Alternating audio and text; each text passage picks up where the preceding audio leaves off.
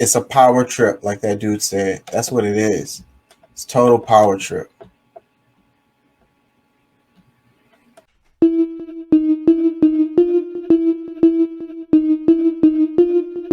Contributor Daniel Drinzer called it a giant nothing burger. Critics piled on the members of Congress on social media and picked apart every word of it.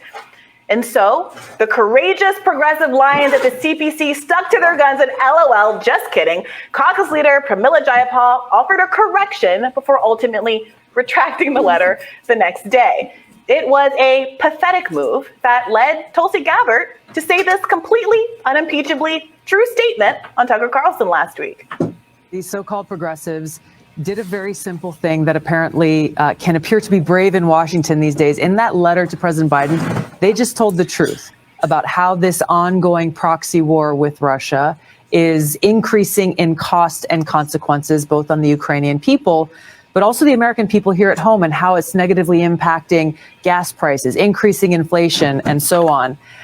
These progressives in the letter, they didn't say stop sending aid to Ukraine now. All they said was, hey, President Biden, engage in diplomacy.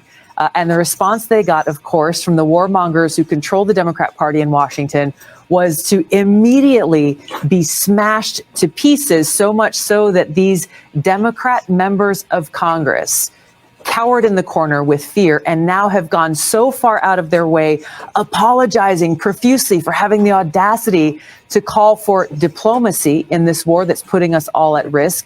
And now they've actually gone 180 degrees in the opposite direction. They're now trying to prove how much of a warmongers they too are by saying, no, don't engage in diplomacy. We don't want you to do that.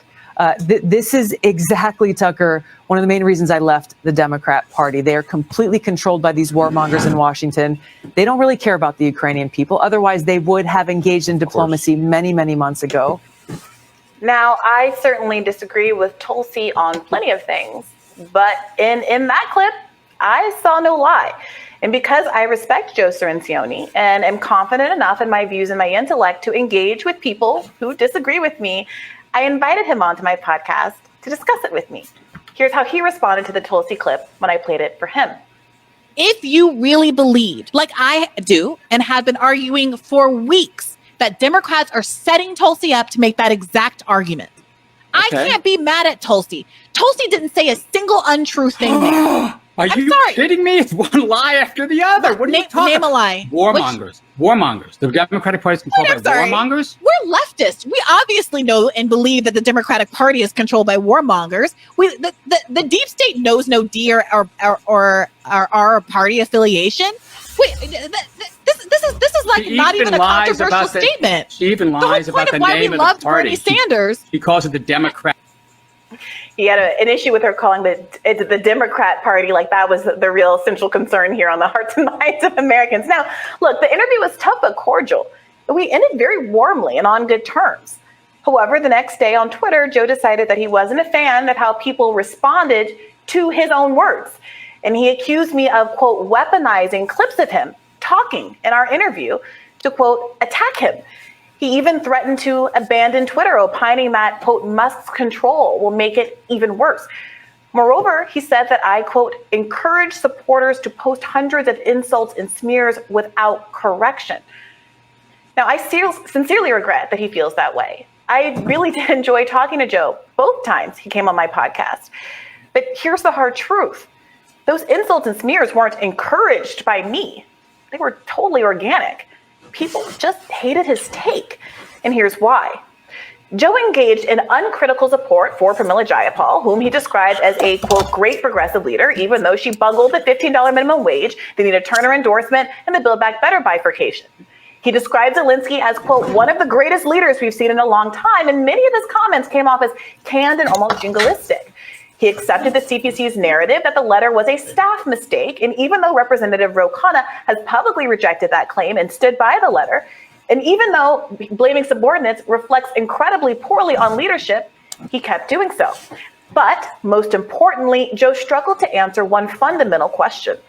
What assurances are there that U.S. aid is motivated by a humanitarian drive toward peace rather than military adventurism, especially after it was reported back in May that then Prime Minister Boris Johnson undermined peace talks. Given the United States' actions in Libya, where thanks to NATO intervention, there are now slave markets, Afghanistan, which we occupied for 20 years, and Iraq, which we invaded on false pretenses and killed 1 million people, I think it's a reasonable question. Russia has violated international law by invading Ukraine.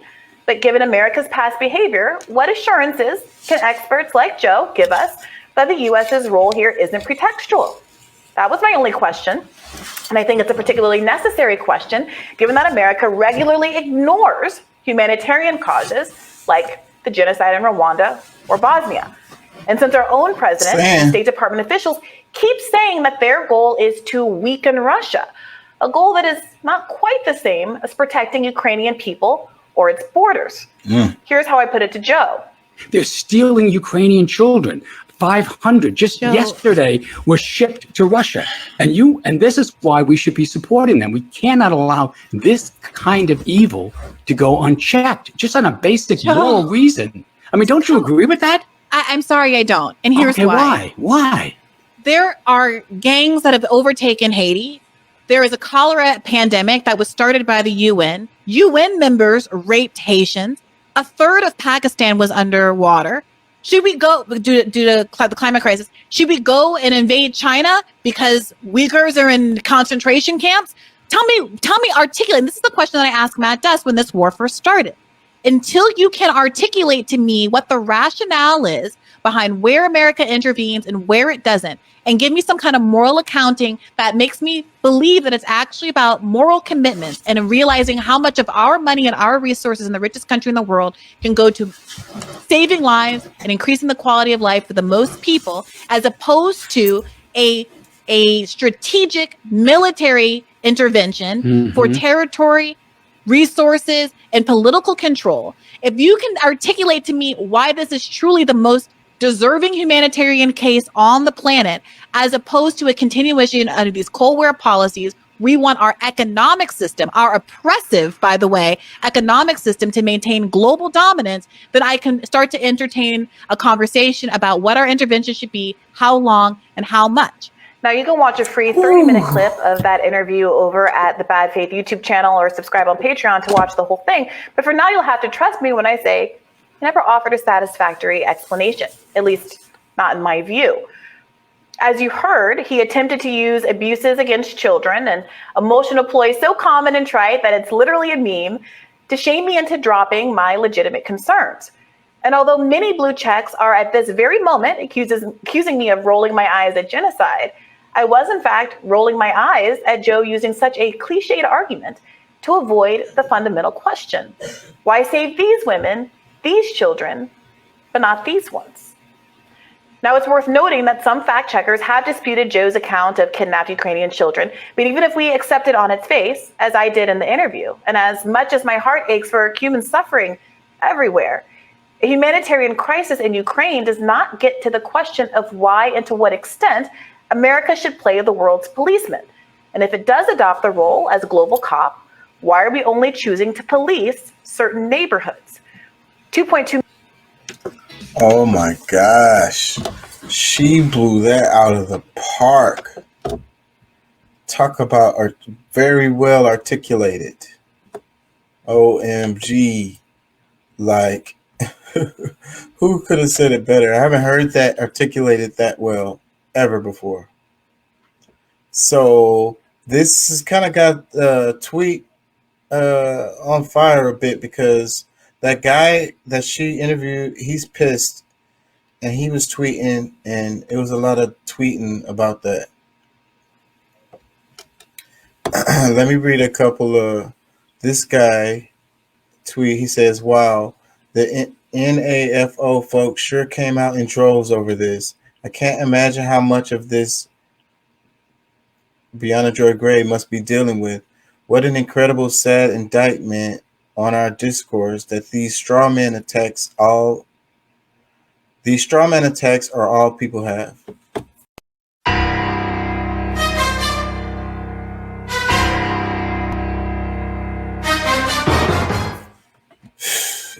Who's India's Minister of Petroleum and Natural Gas. India has certainly, sir, and welcome to the show, been benefiting from